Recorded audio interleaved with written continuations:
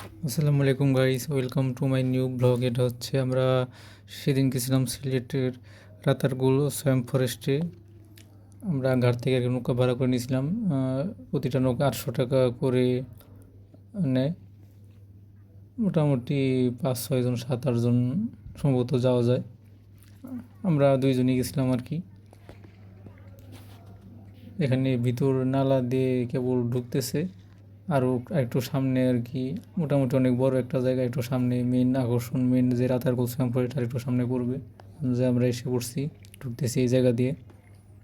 এখন বর্ষাকাল তো, তাই আর কি বৃষ্টি হয়েছে, এই জন্য বেশিরভাগই ডুবা। আবার যখন গ্রীষ্মকাল হয় তখন শুনছি যে এগুলা এখানে পানি থাকে না, শুধু গাছ টাছ থাকে, শুকনা থাকে, পায়ে হেঁটেই দেখা যায়।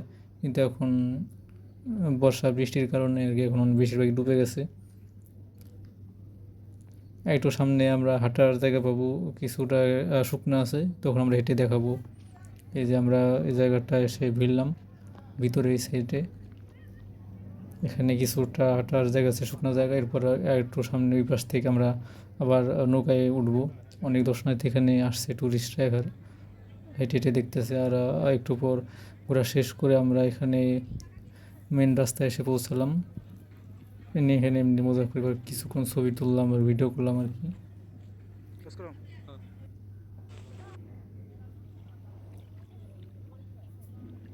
এই যেখানে ভিতরে এই অবস্থায় এরিয়াটুক রাতারগুল সোয়াম ফরেস্ট, এটা এটা অনেক বিখ্যাত একটা টুরিস্ট স্পট সিলেটের। এখানে আসতেছে, নৌকায় ঘুরতেছে, পায়ে হাঁটতেছে, ওই জায়গাগুলো দেখতেছে, এই ফরেস্টগুলো, চারপাশের যে প্রকৃতি। আর ছবি টবি ভিডিও টিডিও করতেছে, আমিও করলাম কিছু, আর আপনাদের জন্য এই ব্লগ ভিডিও করলাম।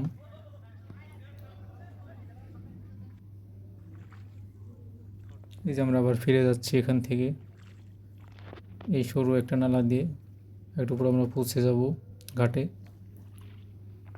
এটা হচ্ছে চারপাশের ভিউ, পুরো এরিয়াটুকে আপনাদের ঘুরে ঘুরে দেখালাম।